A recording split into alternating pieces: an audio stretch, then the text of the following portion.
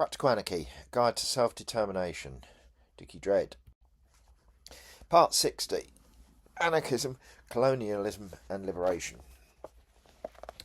Colonialism is one of the clearest examples of power imposed from above.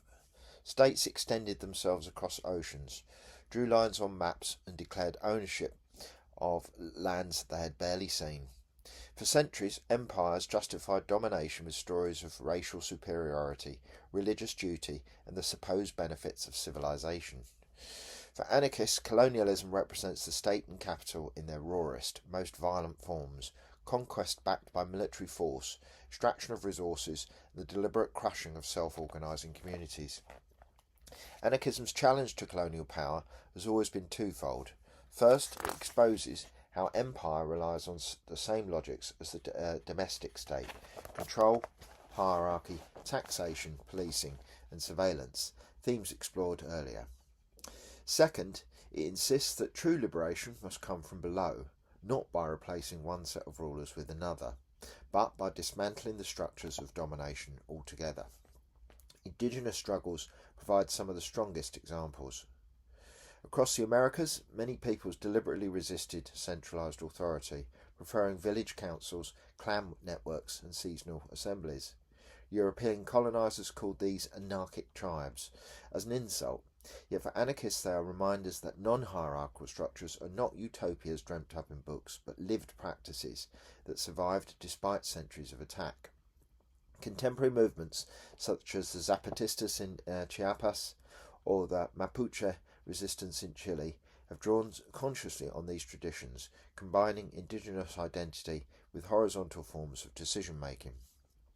Black liberation movements also carry anarchist echoes. Refusal of slavery was itself a refusal of total domination.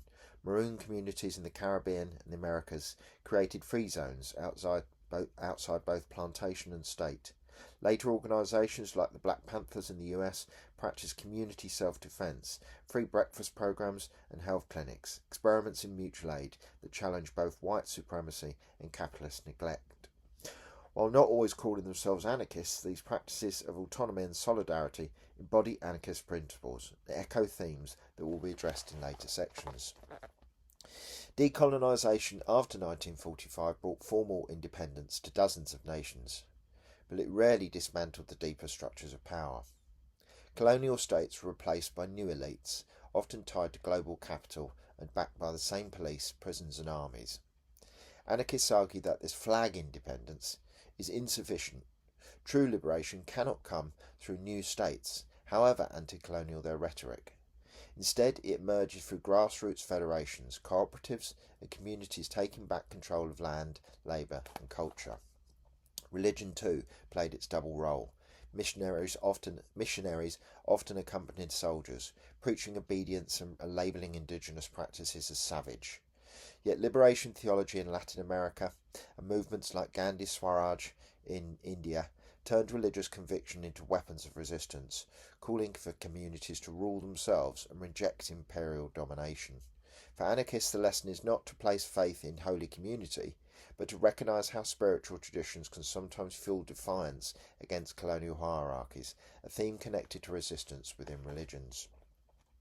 The link between colonialism and capitalism is stark. Plantations, mines and trading companies were engines of profit for imperial centres, binding colonised peoples into systems of wage slavery and debt. Today, neo-colonial structures persist through the IMF, World Bank and global corporations, extracting resources under the guise of development.